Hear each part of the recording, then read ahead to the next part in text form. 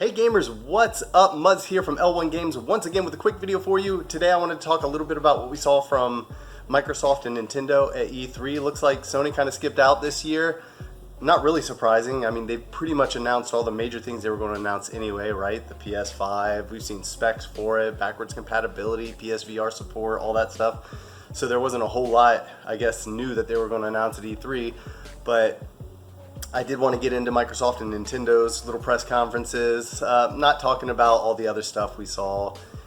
There's been a ton so far, but I've always been really into these keynote speeches, these addresses, conferences, whatever you want to call them, that they give every year. And I like to see what's coming new, the exclusives, the new announcements, and whether we got what we expected and all that. So I took some quick notes. I'm probably not even going to be able to read half of these. I was literally taking them as I was watching. And what I'm going to do is I'm just going to go through these notes and fire off things and just go right to the next thing. We're going to try to make this quick because it is a lot of stuff. I put them on the back of flyers actually because I was watching them as I was working. But so we'll start off with Microsoft, and they opened up with that Outer Worlds trailer, which I thought was really strong. It looked really good. Kind of looked like a social commentary on the corporate structure there a little bit, and just kind of cool, kind of like that vision of the future that Fight Club had, right? Starbucks universe and all that stuff. So I thought that was pretty cool. Definitely something like right off the bat that I thought I'd be interested in, which is always fun because you don't quite always get that. Went into Ninja Theory announcing Bleeding Edge, which looked really shallow to me. It looked like it had no real substance. Another just like, Fortnite type experience. I'm just not into it. I couldn't care less about it. I was really like, it was a shame that was the next thing I saw. You know what I mean? After starting off the Outer Worlds, and I was like, ooh, and then all of a sudden I was let right down. The Ori and the Will of the Wisps looked beautiful. Artistic style alone pulls that game to the forefront, I think, of the games that I'm going to be anticipating in the future. I thought that was really good. Minecraft Dungeons, I saw that for the Switch as well. There's only one thing I want to do in Minecraft, and that's build stuff. So, Minecraft Story Mode, no thank you. Dungeons, no thank you. I'm just not interested. I would like to see more happening with just Minecraft itself, or at least in the vein of Minecraft. And Minecraft 2, something with maybe more options. They're going to have to reboot Minecraft at some time. Give us a full-on sequel. And I don't know, maybe that time is coming. I don't know. I wasn't that taken with it. Phil Spencer came out. Then we saw Star Wars: The Jedi Fallen Order, which looks really good. You're doing all kinds of cool Jedi stuff, right? Flicking the lightsabers around, bouncing back laser beams. It looked really interesting and fun. I haven't gotten into a Star Wars game in a while, so I thought that would be really cool to be able to play and enjoy. Blair Witch. That was surprising. I didn't expect that. I'm watching this creepy trailer. I'm really interested. What is it? Is it Silent Hill? Is it Resident Evil? I don't know. And then it pulls back and you see the symbol in the woods, and I was like, wow, I love the Blair Witch Project. I was really kind of excited by that. I think that's really cool. So I'm kind of into the idea of getting that game and playing it. I'll definitely be checking that out. Cyberpunk 2077. Who isn't excited by that? Keanu Reeves came out on stage. I mean, it just blown away. Cannot wait. Potential game of the year. There were two games, one from Nintendo and one from Microsoft did that I was totally into, that I think will hold, for me personally, a game of the year status, and this is one of them. It's like a futuristic John Wick. Who wouldn't be into that, right? So next is Spiritfarer. No thank you. I literally just wrote nah. I'm just not interested. Battletoads, again, meh. It looked like a Flash game. Like I would have expected a lot more out of that. It didn't look interesting to me. It didn't look like something like I'll be amped to play. I don't know. Maybe I'm wrong. RPG Time. The art style and presentation were really good, but it seems like the kind of game that would get really annoying really quickly for me. I don't know. That's what I got from what I saw. Maybe there's something I didn't catch, some elements that will pull me in, but so far, not into it. Then they showed a montage of games that are going to launch on Game Pass, and I'll take a pass. No thank you. I can't get into it. Then they did more Game Pass talk. Then they talked about Game Pass for PC, and then they talked about the Game Pass Ultimate. It's $180 a year, I think I calculated real quickly. No, I'm just not going to pay that for content that I don't own.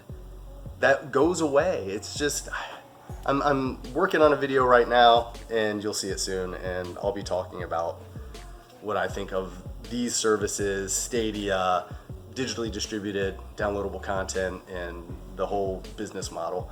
I just hate it. You know that. You guys know me.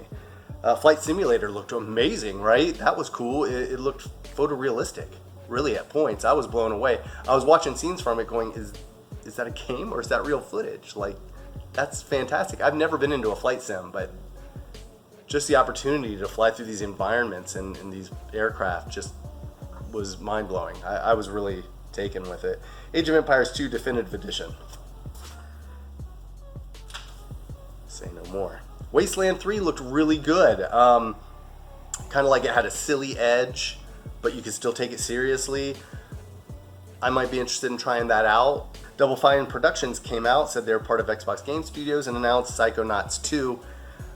Yeah, I mean, it can't be bad, right? The original was good. I just got the limited run. Ordered it at least for PS4. I've got the one for VR. So I'm definitely excited for a sequel. That'll be awesome. All 9 Star Wars games, the Skywalker saga, in a Lego format. Just there isn't a bad Lego game. So immediately I was ready to go on that one, and that's exciting. I'm sure it'll be awesome. Dragon Ball Z games don't do much for me, but Kakarot, is that how you say it? I don't get into Dragon Ball, and I'm watching this trailer like, this looks epic. This looks like a kick-ass fighting game. I want to punch someone into a planet. I want to, I don't know. This game looked like it might really pull me in. So for a Dragon Ball Z game to make me feel like that, that's something special. And I'm probably going to play it. Enough said, right? I'm sold. 12 minutes. That looked crazy, right? What is going on? What's happening in that trailer? It was kind of like a Quantum Leap vibe. You're going back and forth in time, I guess, and you're all inside your own body, and this weird overhead view, it looked kind of solemn and grim, but I don't know. I was really intrigued by the trailer, so I'll definitely be checking that out. Way to the Woods, also known as Deer on LSD. That was the weirdest trailer ever. Not the least bit interested. I checked out like 50 seconds into the trailer. I don't know, it felt like 50 years. So maybe I'm just exaggerating. Gears 5. What was that? The Faces thing. I was like, wow, like this is going on too long. And then they followed it up with that Escape trailer. That looked interesting, but now we're just talking about like co-op play, and I want substance and meat in a story, and I'm sure it'll have a decent little story mode, so I'll probably play it. Oh, the new Elite controller. Man, that's going to alienate every single person who ever paid $150 for an Elite controller, right? That was crazy. It looks sweet, though, I gotta say. What we have? We have a tension adjust on the analog sticks, redesigned triggers and bumpers, shorter trigger locks, rubberized grip that it looked texturized when they did that little up-close thing, like a little diamond texture type thing going on. Custom profiles, kind of like my car. When I hit the button, I'm in sport mode, or I hit the button, I'm in comfort mode or normal mode. So it looked like the controller kind of does that. So depending on the game you're playing, it'll offer you a different mode to make you more comfortable while you're playing it. I mean, it all looks good. The internal battery in the dock, pretty awesome. 40 hours of gameplay. So it's a killer controller. I just feel bad for anyone who forked up for an Elite controller in the past, and now this. And I haven't seen a price on this yet. Is it 150? Is it 200? What's the deal going to be on that? Or will the original Elite drop in price and this one take its place at 150? Who knows? What else? Dying Light 2, not my thing. Looks good, just not my thing. I'm not into it. Forza Horizon 4, the Lego Speed Champions. I play Forza for realism, not for Legos. To me it seems like a weird mashup and not my taste at all. Although that said, I'm sure it's good, objectively speaking, just not for me. If I want to play an unrealistic game, I'll play a Lego racing game. or I'll play a Need for Speed or something. Just Lego racing in a Forza world doesn't seem right to me. Crossfire X. Big beautiful trailer, shows us absolutely nothing. Don't know what's going on there. Tales of Arise looks gorgeous, right? Extra points for like style and action. I'm definitely going to be checking that out. That was awesome. Borderlands 3.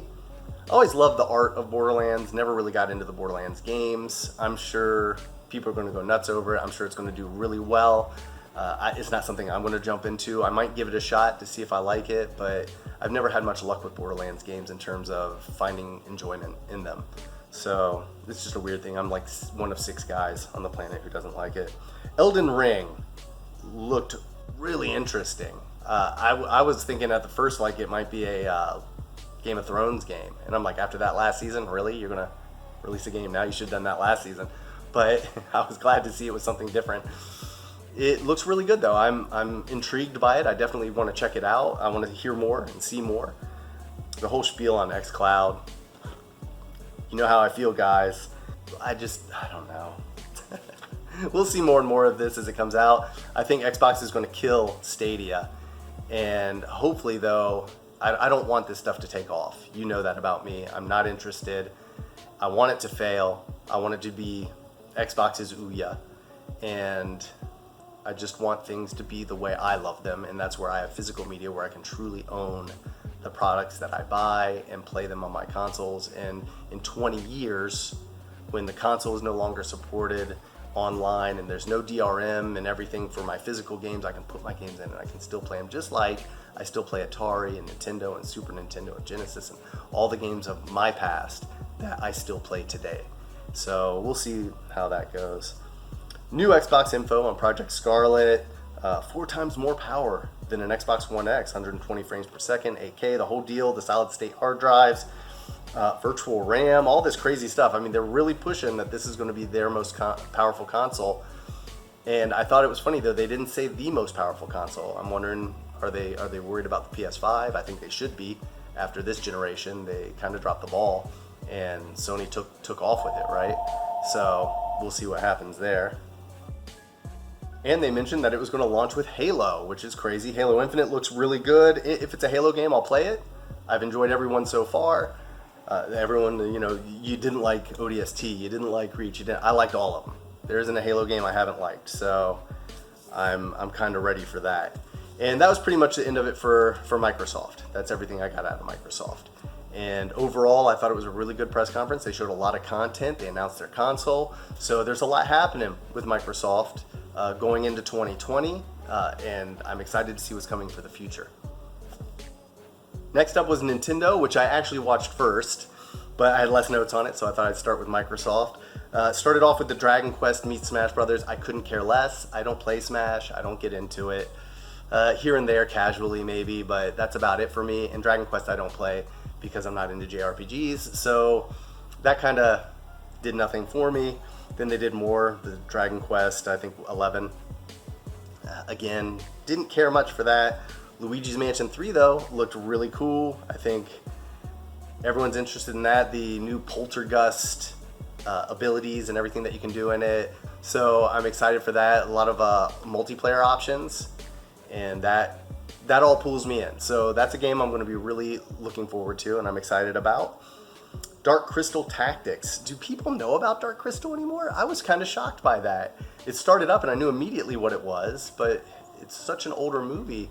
I was concerned whether it's like a pop icon that kids today will recognize, but definitely people my age will be into it.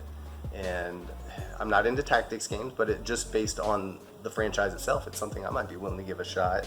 Link's Awakening was next. I guess that's cool, but I don't know. I guess we want it. We want it on a console.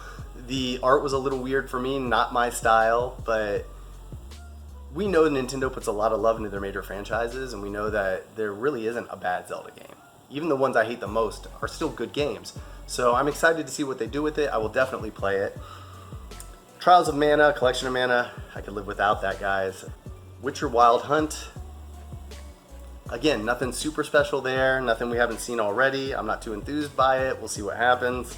Fire Emblem Three Houses, the art style on that looked really good, but again, just, I don't know if personally I'll get into it, but it was, I think, a good announcement, something that people will be into. Fire Emblem games here at the store sell like crazy, people love them, and people will love it on the go and on their console version of the Switch when it's docked. Resident Evil 5 and 6, big deal. What about 7? How about a little 7 on the Switch? I'd like to see that. I think it would have to be scaled down, but I think it could be really good on the Switch. Although, having played it in VR, I don't know if anything else would compare. But I'd rather see them do more of the remakes of Resident Evil like they did 2. Let's get 3 and Code Veronica, and let's really do them up and do them in HD. And if we're just going to do remakes and bring out old games, let's do that. Or let's do a sequel to 7.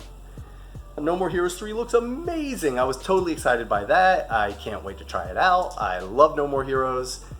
Contra Rogue Core, look, I'd rather have a 2D Contra game.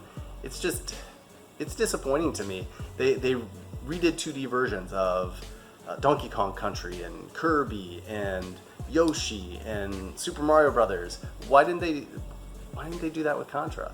Give me an old school 2D style Contra, but with today's technology. And Metroid for that matter. I'm really disappointed there wasn't a Metroid announcement at this Nintendo Direct. Really disappointed. Daemon X Machina, good art style, I don't know, I have to see more.